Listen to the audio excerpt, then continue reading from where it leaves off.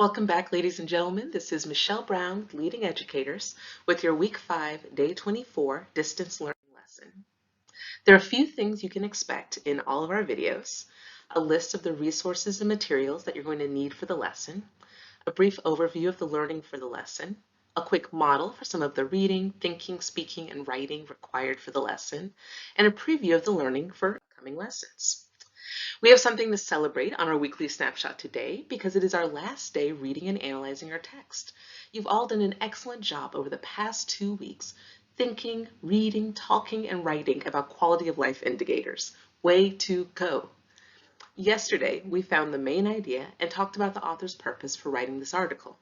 Today, we will finish our study of this text by thinking about how you want to improve your own quality of life. You're going to end by writing a summary of the article. Always remember to share your learning, complete the weekly fluency activity, and do at least 20 minutes of additional reading in a text of your choice after completing the lesson activities for the day. It's time for our riddle of the day. Today we're going to be doing a pictogram puzzle. I'm going to give you some quiet time to look at the image and think about the word or phrase that it represents. I'll give you 15 seconds to think about it before I show you the answer.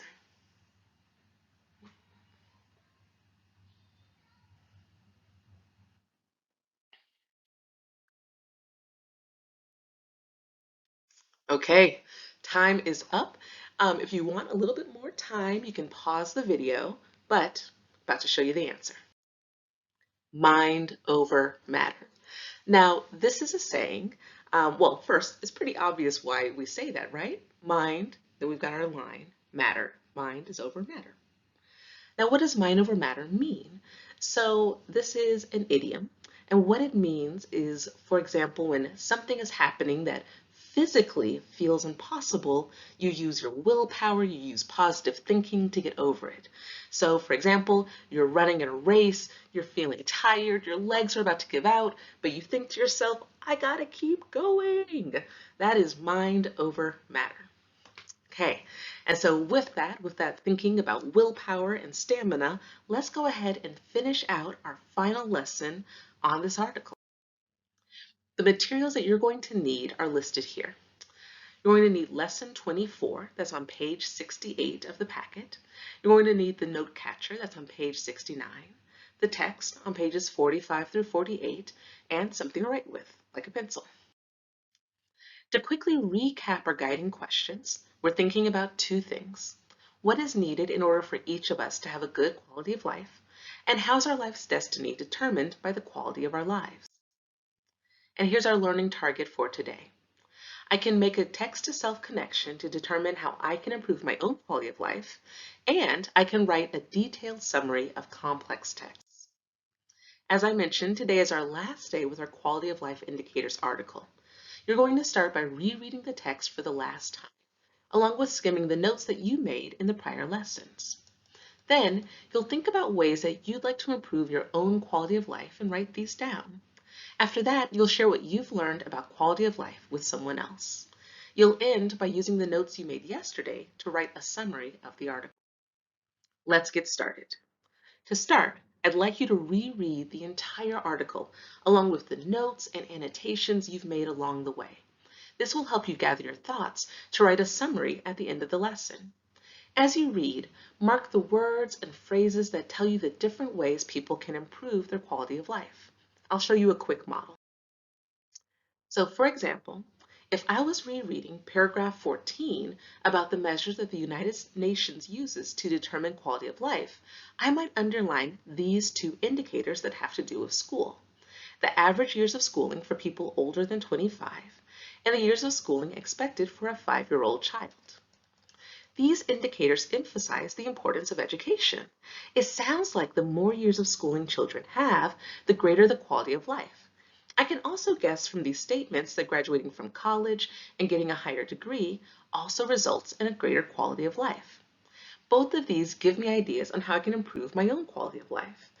These indicators are emphasizing the importance of education, and something that is within my control right now is committing to graduating high school.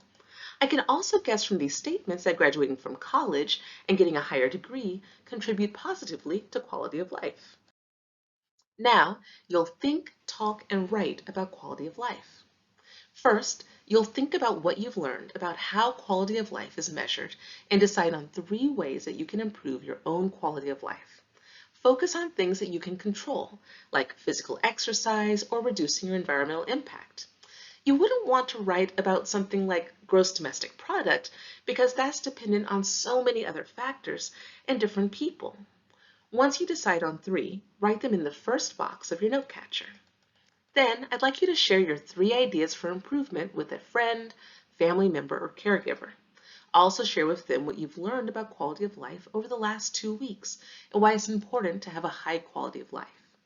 As you prepare for that conversation, remember that quality of life isn't only about where you live or how much money you have. Think about the different indicators from the text. You can also look back at the statements that you rated yourself on back in lesson 15. Your final writing task will be to write a 3 to 4 sentence summary of the text in the bottom box of your note catcher. Remember that a summary is a concise and objective overview of the text. It shouldn't include your opinion. As always, if you get stuck or have any questions about the lesson, you can reach out directly to your English teacher via email using the format seen here. I hope you've enjoyed our study of quality of life indicators. In our next lesson, we're going to start a new text. Does he who practices the most go home with the gold? Not necessarily. We're going to kick off a series of lessons that are going to explore whether hours of practice can determine who wins and who loses.